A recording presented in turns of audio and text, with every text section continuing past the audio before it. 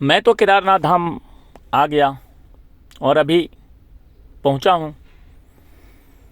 ठंड काफ़ी ज़्यादा है। दर्शन करने जा रहा हूं। ये सामने मंदिर है, लाइन काफ़ी लगी हुई है। लेकिन क्या आप भी केदारनाथ धाम जाने का प्लान कर रहे हैं? मॉनसून के बाद से बहुत सारे बदलाव किए गए हैं जो कि मैं इस वीडियो में आपको बताऊंगा।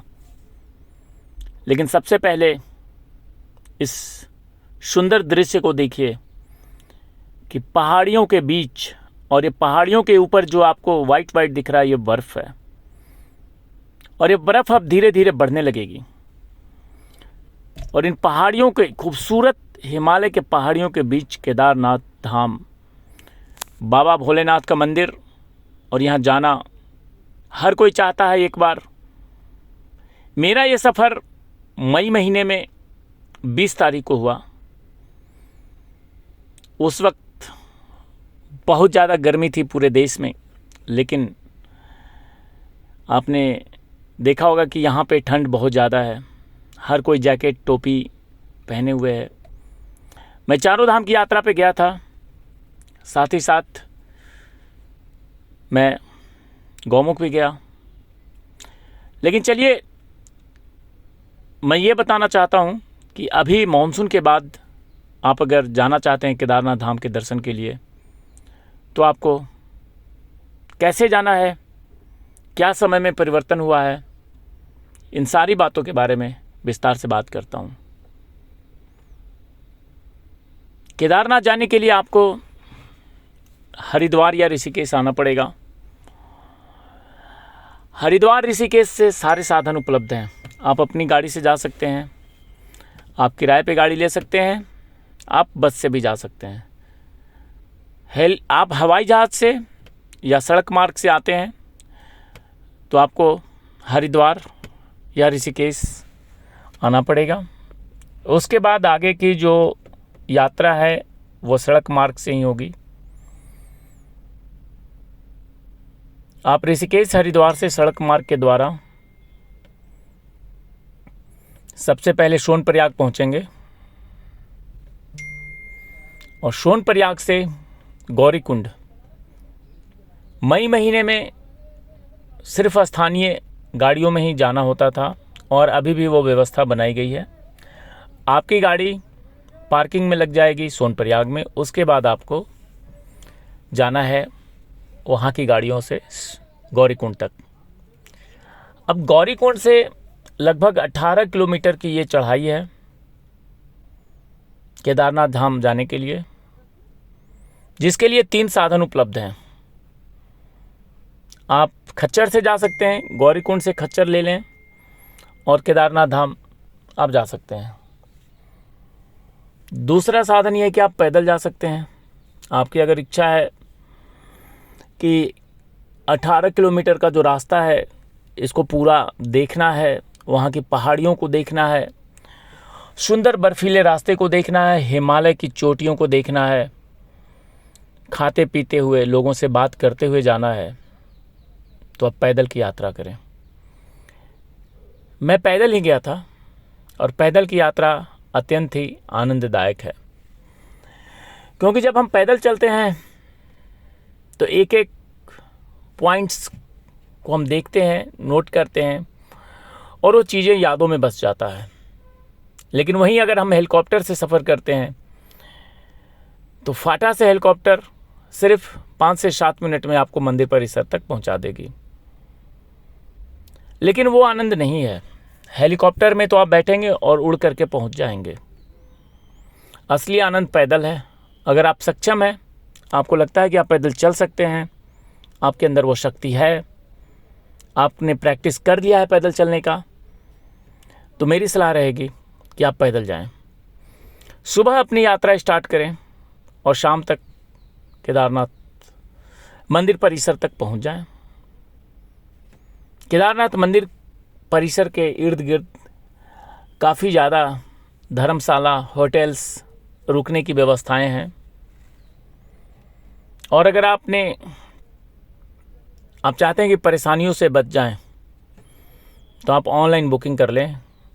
गेस्ट हाउस है वहाँ पे, गढ़वाल मंडल विकास निगम GNVN GMBN गढ़वाल मंडल विकास निगम के गेस्ट हाउस को ऑनलाइन बुक कर लें। काफ़ी सस्ता है और काफ़ी अच्छा है।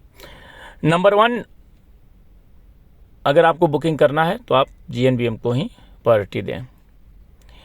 शाम को वहाँ पहुँच करके शाम को रेस्ट करें, क्योंकि पैदल चल करके काफ़ी थक चुके होंगे। और अगले दिन बारी आएगी दर्शन की, पूजा पाठ करने की। पहले जो व्यवस्था बनी थी कि सुबह 4 बजे से लेकर के रात्रि के 11 बजे तक दर्शन हो रहे थे, पूजा पाठ हो रहे थे। लेकिन मानसून के बाद, मानसून में यात्रियों की संख्या कम हो गई। पहाड़ी रास्ते हैं, पहाड़ों का टूटने का डर रहता है, लैंडस्लाइड का डर रहता है, जिसके कारण से लोगों ने अपनी यात्रा बरसात के समय, मानसून के समय रोक दिया। लेकिन अब 15 सितंबर के बाद एक बार फिर से लोग अपनी यात्रा को स्टार्ट करेंगे। तो इसको देखते हुए दर्शन का समय में बदलाव किया गया है। पहले जो हो रहा था वो सुबह के 4 बजे से रात्रि के 11 बजे तक लगातार भगवान के दर्शन, पूजा अर्चना हो रहा था।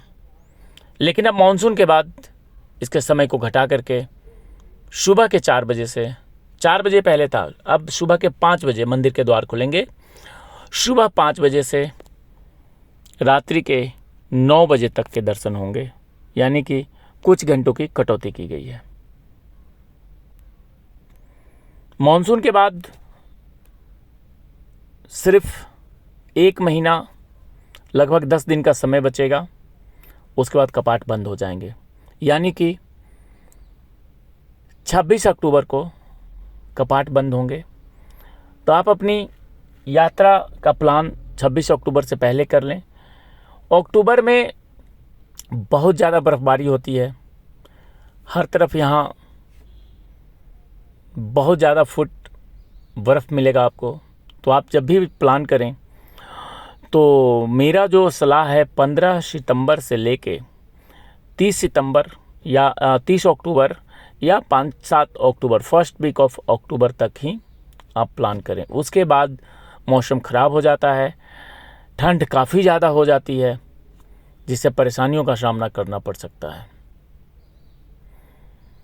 एक बात और मैं बताना चाहूँगा, जिस प्रकार से मंदिर के द्वार खुलने वक्त एक बड़ा ही भव्य कार्यक्रम होता है, भव्य आयोजन होता है, जो कि लगातार 5 दिनों तक चलता है। कई गांव से होते हुए डोली ऊपर मंदिर तक पहुंचती है।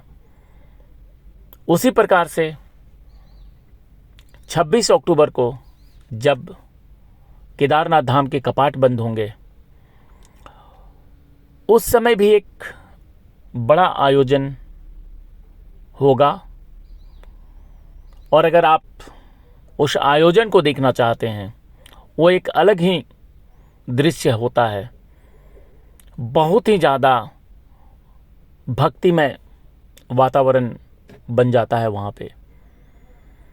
तो आप उस दृश्य को देखना चाहते हैं तो फिर आप 26 अक्टूबर को केदारनाथ धाम मंदिर पर रहें, मंदिर परिसर में रहें और उस आयोजन का साक्षी बने। मेरा प्रयास है कि मैं खुद 15 सितंबर के बाद जाऊंगा, और अगर किसी कारणवश नहीं जा पाया तो मैं 26 अक्टूबर को केदारनाथ धाम मंदिर में रहूंगा। और भी ज़्यादा आपको जानकारी अगले कुछ वीडियो में मैं दूंगा, क्योंकि चारों धाम की यात्रा फिर से स्टार्ट हो गई है। अन्य भी जगहों का मैं वर्णन करूंगा। तो अगर आपने मेरे चैनल को सब्सक्राइब नहीं किया है तो आप अच्छे जानकारी के लिए चैनल को सब्सक्राइब कर लें। जय बाबा केदारनाथ।